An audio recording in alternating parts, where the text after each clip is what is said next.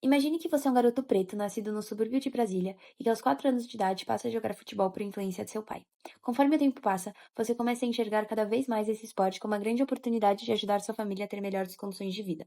Seu pai também vê isso, o que o leva a filmar todos os seus gols para postar nas redes sociais com esperanças de atrair algum grande clube.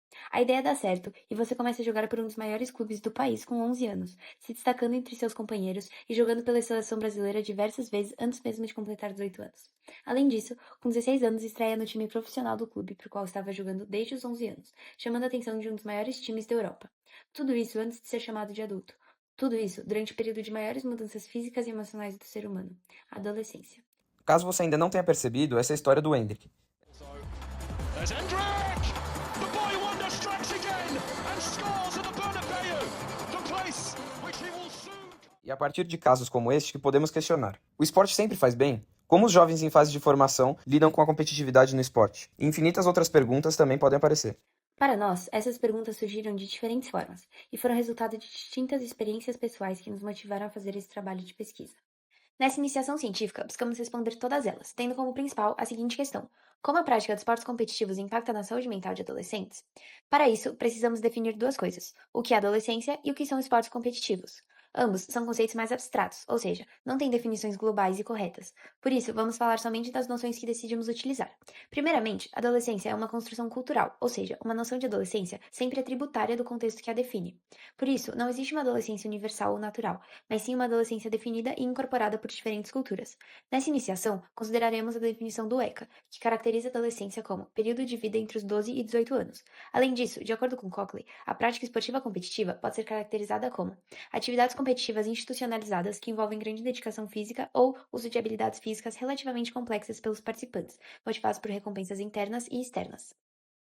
Tendo como base essas duas definições, utilizamos dois diferentes métodos para investigar a relação entre a prática esportiva e a saúde mental de adolescentes.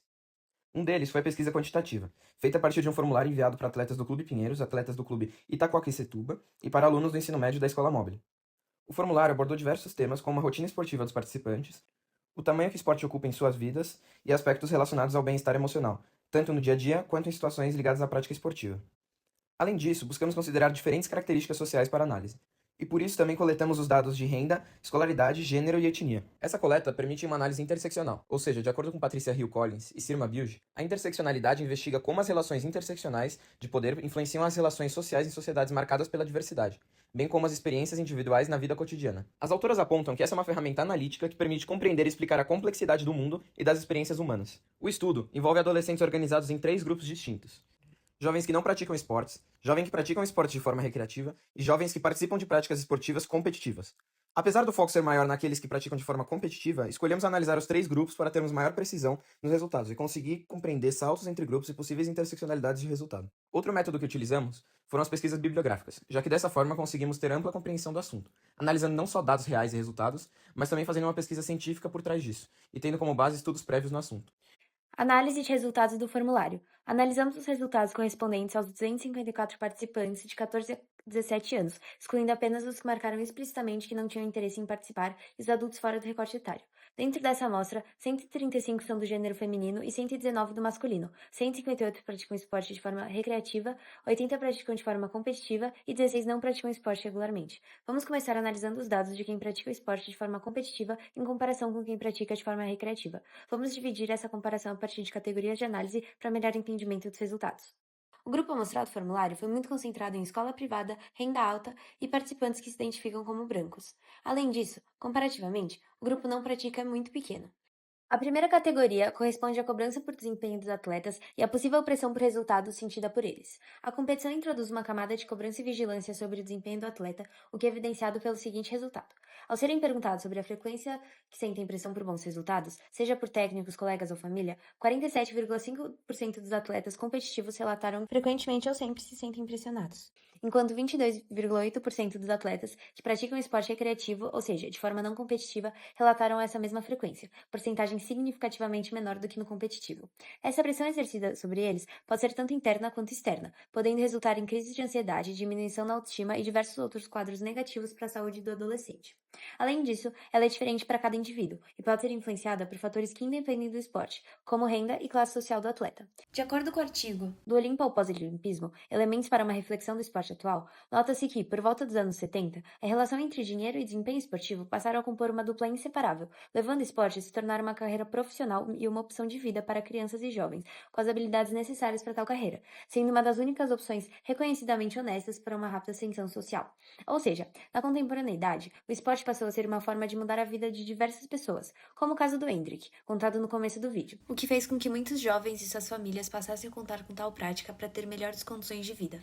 Assim, fatores externos ao esporte também impactam na forma, tamanho e consequência que essa cobrança terá na saúde mental do atleta. Sob essa perspectiva, a psicóloga do esporte Leila Mendonça afirma que né? Porque eu acabo sendo responsável por uma situação inteira, às vezes pela minha família inteira. Às vezes a gente tem um menino de 17 anos que paga a conta dos pais. Isso aumenta a responsabilidade. Isso é muito comum no cenário brasileiro, né? A segunda categoria de análise será de como os atletas veem o ambiente esportivo e o que isso representa da sua relação com o esporte. No grupo competitivo, o ambiente esportivo foi descrito como majoritariamente divertido e competitivo, mas também sendo destacado como cansativo e acolhedor. Já no recreativo, o destaque foi em ambientes divertidos e acolhedores. A partir desse levantamento, percebemos que o ambiente competitivo é mais intenso emocionalmente e apresenta sentimentos negativos. Mas também está ligado com muitos sentimentos positivos, que inclusive se relacionam com uma visão compartilhada do ambiente esportivo como um todo. Assim, o ambiente competitivo não é puramente tóxico ou negativo, mas sim intenso. Isso também é representado pela análise dos sentimentos dos atletas antes das competições, que varia bastante. Entre os competitivos, os sentimentos mais predominantes ficam nervosismo, ansiedade e empolgação, o que representa ainda mais a natureza ambivalente da competição. Ela não produz só sofrimento, mas sim uma mistura de sensações. Outros dados que representam essa ambivalência são de que o grupo competitivo foi o que mais apresentou melhora de humor relacionada ao esporte. Ou seja, mesmo no autoenvolvimento, o esporte não é vivido apenas como cobrança, ele também é vivido como prazer. No artigo Narrativa sobre competição esportiva, competições e perspectivas, Bento revela que esforço e prazer, dor e alegria, restrição e liberdade, derrota e vitória coexistem nas práticas esportivas e se evidenciaram na competição. O problema é quando apenas uma dessas perspectivas é evidenciada. Desse modo, não é possível analisar a competição esportiva a partir de uma visão somente negativa ou somente positiva, já que os sentimentos envolvidos são diversos. E o que causa o mal-estar é quando apenas uma dessas perspectivas é levada em consideração. Outra conclusão que pode ser tirada através da análise de como os atletas se sentem no ambiente esportivo é de que, no geral, tal ambiente é carregado de emoções positivas e faz bem para a saúde tanto mental quanto física dos adolescentes. A terceira categoria de análise é a da qualidade do sono dos atletas e dos seus sentimentos no dia a dia, que podem ser vistos como consequências das práticas esportivas. Os atletas competitivos apresentaram quase o triplo da média recreativa na alteração do sono. A relação entre menos sono e pior estado emocional foi clara. Quem dorme menos tende a relatar mais ansiedade e mais tristeza, além de afetar diretamente seu humor e rendimento. Nas respostas qualitativas, muitos participantes se queixaram da dificuldade em conciliar a prática esportiva com a rotina escolar, o que demonstra uma das causas dessa falta de sono. Ademais, ao analisar os sentimentos do dia a dia dos atletas, percebemos que apesar de quem praticar atividades de forma recreativa sentir menos pressão, menos impacto no sono e ambiente mais acolhedor, ainda apresentam médias altas de ansiedade e tristeza. Isso mostra que o sofrimento psíquico adolescente não nasce só da competitividade, ele é atravessado por diversos outros fatores. Ou seja, o esporte recreativo ajuda, mas não elimina os sofrimentos da adolescência. Não basta fazer esporte que tudo melhora. Assim, apesar de ser um fator protetivo a piores casos de saúde mental, a prática esportiva atua dentro de um contexto maior de adolescência e, portanto, não pode ser vista como algo separado, mas sim como algo que é influenciado por fatores externos. Sob essa perspectiva, a psicóloga Leila Mendonça diz que Antes de você ser atleta, você é irmão, você é filho, você é amigo, né? Você é um monte de coisa. Se uma coisa acontece no seu contexto familiar, isso provavelmente vai afetar no seu contexto esportivo. A gente precisa conseguir entender também como essas coisas se afetam, né? essa ideia é contemplada pelos resultados do formulário na medida em que, quando o adolescente relata estar enfrentando um problema pessoal que influencia no desempenho, as respostas relacionadas à ansiedade e tristeza sobem, e as relacionadas à qualidade do sono caem. Assim, fatores ambientais também interferem no comportamento e sentimentos dos adolescentes, e, portanto, eles não podem ser vistos somente como consequências diretas da prática esportiva. Em suma, o grupo competitivo ficou acima do recreativo em pressão por resultados, alteração do sono ligados ao esporte, percepções do ambiente como competitivo, com muita pressão, cobrança e cansativo, nervosismo e ansiedade antes das competições. Mas não foi o pior na ansiedade do dia a dia e na tristeza ou desmotivação geral. O que indica que o competitivo parece aumentar mais o sofrimento ligado ao esporte do que necessariamente o sofrimento emocional geral. Assim, não é que o competitivo torna o adolescente automaticamente mais triste ou mais ansioso em tudo. Ele parece intensificar o sofrimento por desempenho e não necessariamente o sofrimento geral da adolescência, que está ligado a diversos fatores externos. Além dessas categorias, gostaríamos de destacar outros fatores. O recorte de gênero foi bem marcante, representando que as meninas tendem a sentir mais ansiedade, tristeza e menor tempo de sono. Apesar de ser um dado que evidencia como a competitividade não pesa da mesma forma sobre todos, ao analisá-los devemos levar em conta que meninos têm mais dificuldade para se abrir, como descrito pela psicóloga Leila em sua entrevista, onde ela afirmou que a abertura de fato é diferente por uma questão de gênero, já que os meninos são ensinados a não demonstrar sentimentos e as meninas são incentivadas a fazer o oposto. Por fim, uma boa rede de apoio apareceu como um fator essencial para o melhor relacionamento com o esporte e saúde mental.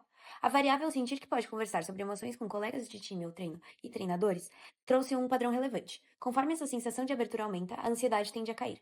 Além disso, grande parte das respostas abertas falavam que era mais importante ter uma rede de apoio emocional aos atletas para tornar a competição mais saudável. Leila Mendonça comprova a importância desse apoio ao afirmar que Quanto mais segura eu tenho, quanto mais eu sinto que eu tenho amparo, quanto mais eu sinto que eu tenho e percebo que eu tenho apoio e suporte, mais isso me dá segurança, inclusive, por exemplo, para errar.